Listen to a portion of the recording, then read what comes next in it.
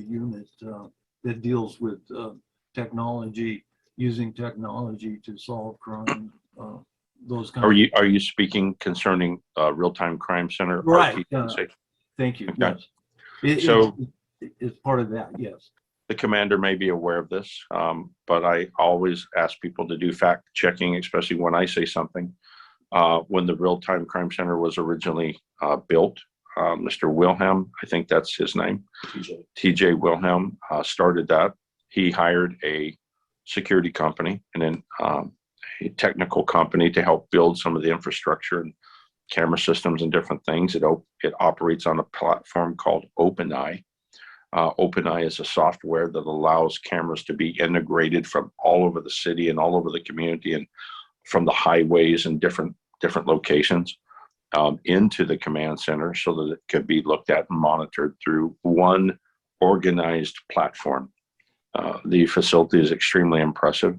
And yes, I have been deeply involved in that. I got a call from TJ saying, hey, we hired a local security company, very high-tech people that they installed a lot of this stuff. But when it came to our servers that are across the street to the south of where the Real-Time Crime Center is, those systems never came online. Do you know anything about it? And in fact, our technical people did know and understand those servers and went over and we brought them online. And we've worked quietly and closely with the Real-Time Crime Center to help them keep their systems on when there was a problem and an issue. We also were the #1 supporter of the OpenEye project across the city.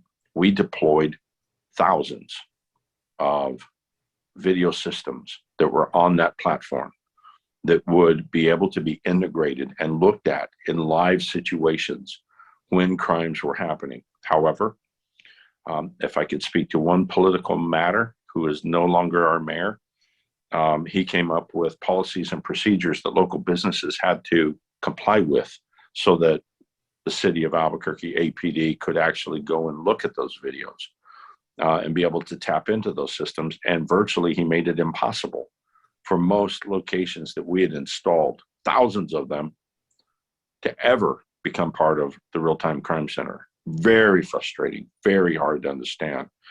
And with that, a lot of the project just never achieved the goal that they had for it. Today, those systems don't even exist. You can't buy them. You can't install them. The Real-Time Crime Center can't monitor them on a basic platform like, and if anybody understands, there is something that's called digital video. There's something that's called analog video, and there's something that's called IP. IP is an extremely expensive thing. If you want to, so let me just say this: if you own a car dealership like James, can I just use you, James, as an example? Is that okay? And you want your business to be monitored, the first thing you have to do is buy probably a what's called an NVR. It used to be a DVR, digital. Now it's a network video recorder. The price of that is about $8,000 to $10,000. And then you have to pay for the installation of the cameras. The installation alone will run probably $200 per camera. And each camera, if you want it to be probably a 5 to 8 megapixel, that can run easily at $500. And James, you have some 30 cameras or something around your property. You can understand the astronomical cost that it is to a business owner to prohibit you from being a part of this. And so a lot of frustration right there because politics got in the way of the plan APD had for this project. I have a kind of a follow-up question on that. Legislatively, what could be done to change laws, undo laws that may have crippled this, or are we too far down the line? No. And let's make sure that we address this properly. It's not laws that got in the way.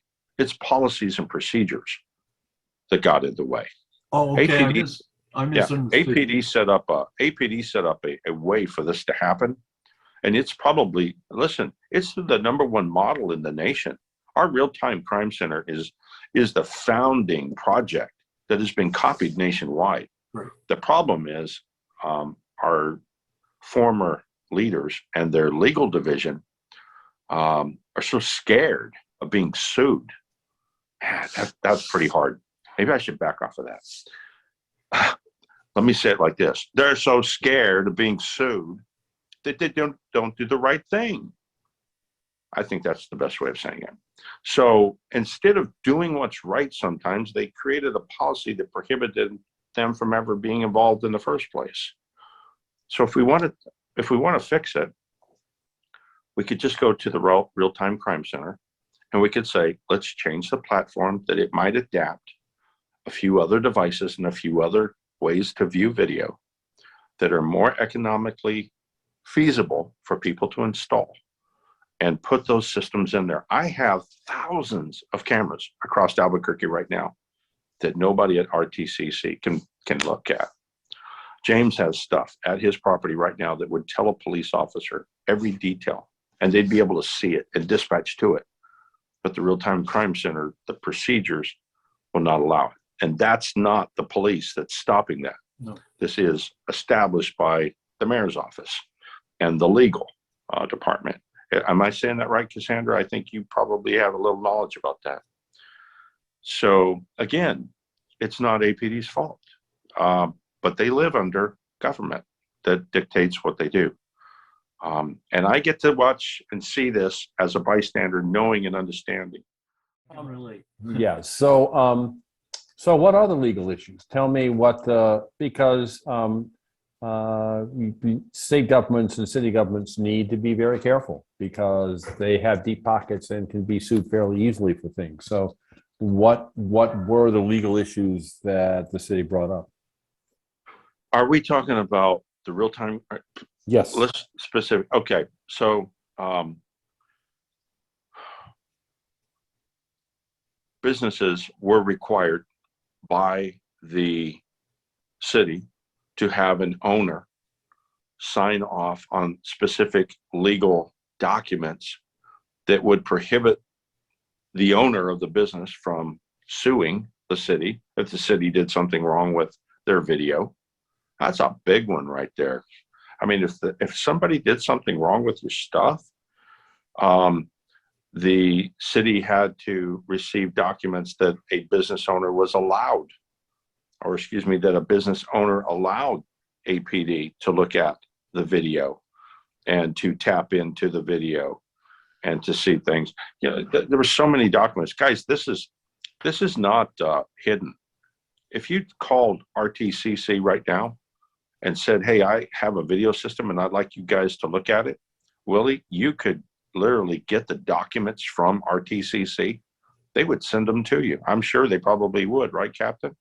And they would say, review the document and see if you could allow us, if you could allow us to look at your video, if you would sign this stuff. But most business people, by the time they look at that and they talk to their insurance and they talk to the lawyer, they're like, don't sign that document. That's not going to go well for you. And listen, everybody has the right to privacy. Everybody has the right with their video system for it to not be looked at. Everybody gets that. But at the end of the day, when there's a guy standing in your shop with a gun or a knife, or someone is robbing you or doing something bad, I got to tell you, man, it's a great thing to be able to have law enforcement look right into that situation and see it's happening and know how to respond and have a description of what's happening. This real-time crime center is an incredible tool that the city just can't use. But please, if you want to look at the documents, call and ask them. They'll send them to you. You'll see how hard it is. And if you're commenting, you are muted. I can't hear you. Okay. I was just thanking you. That's it. That's what I want to know. Thank you. Yeah. You know,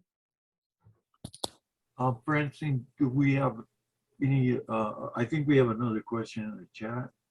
Yes, so the question is, can our legislatures pass laws to protect our citizens who share their videos and our law enforcement entities from legal prosecution? you know, I really don't know. I don't know that I'm the person to answer that question, or that I have, you know, the wherewithal or knowledge to, you know, to try to tackle that. But I do believe it could be made a lot simpler. And I do believe that some policy in the leadership of our local city could change and just make things easier.